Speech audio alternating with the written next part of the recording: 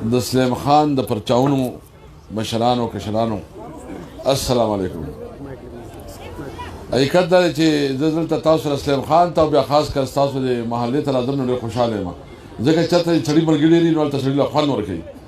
نو موږ له دلته خوند راکوي چې تاسو سره زو راځو او اجاز خان در سره خبرې وکړې زما هم اکه خبره ده انشاءالله تعالی که خدای ته منظور وي خدای به وکړه کړي دا چې ستاسو کوم کارونه پاتې دي نو شروع به تاسو نه کومه دا ستاسو کلی او باکر د دې علاقې نه به راتلونکي د سلیم خان کار به تاسو نه شروع کومه دا بیا سره واده ده انشاءالله تعالی که کم کمې به شی پاتې شوی د هغه پوره کوو انشاءالله تعالی. خو اوس مشرانو دا الیکشن چې دی دا الیکشن د حق او د باطل په منځ کې معرکه ده. عمران خان چې نن جیل کې دی نو هغه جیل کې صرف او صرف په دې وجه دی چې د هغه امریکې ته انکار وکړو چې زه اډې نه درکوم او د هغې په وجه د هغه خلاف سازش شروع شو او امریکې دا وګڼله چې دا سړی که دلته وزیر اعظم وي نو موږ دپاره به دا یو لوی غم وي نو هغه زموږ خلاف عدم اعتماد راړو.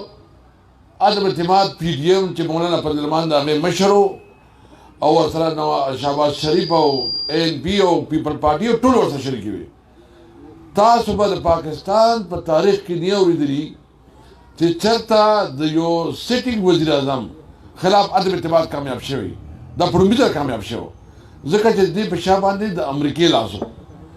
امریکا ولې خفه وه؟ امریکا په دې خفه وه چې کله افغانستان نه هغوی وتل نو هغوی ته دلته د اډو ضرورت و او هغوی موږ ته وویل چې تاسو موږ له اډې راکوئ.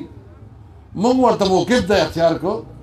چې زموږ د ملک خو د 40 کالو نه د افغانستان په جنګ کې دلیا شو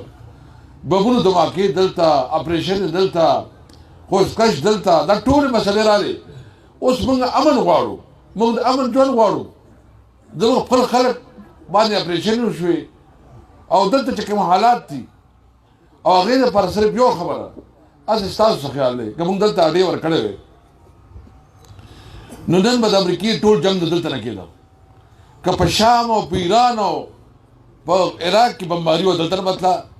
که یوکراین کې بمباري وه دلته نه به تله او د هغې اثرات به څه وو چې ټوله دنیا دشمن شوی به وی. اوس هم بد حال دی او بیا خو به ټوله دنیا جنګ دلته راغلی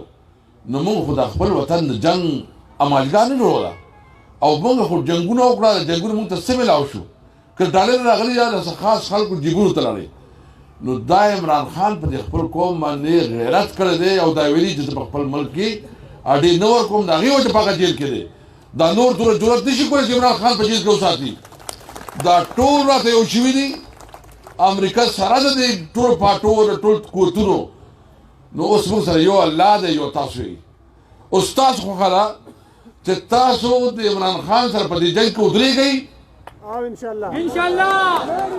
عمران خان سره په دې جنګ کې ودرېږئ که نه ودرېږئ ورسره دا زموږ او ستاسو پښتو ده اوس دا زموږ د غیرت تقاضا ده دا زموږ د ضمیر آواز دی چې موږ به په دې جنګ کې نر عمران خان سره بهادر عمران خان سره زمري عمران خان سره ولاړو انشاءالله تعالی. زه خو اراده مې ده ما تاسو مخکې ویلي وو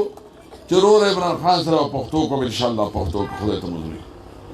پښتون مې مرګ او ژوند مې عمران خان سره دی. زما دا امید دی چې تاسو به د ووټ په ذریعه دا خپل اواز کوئ دواړه ووټه به عمران خان ته ورکوئ انشاءالله تعالی. وړوکی غټ به پکې نه کوئ ګورئ چې دا وړوکی ماله راکړه او دا غټ کوو انشاءالله تعالی. ټیک ده که نه؟ زه د باکر د پرچاونو د سلیم خان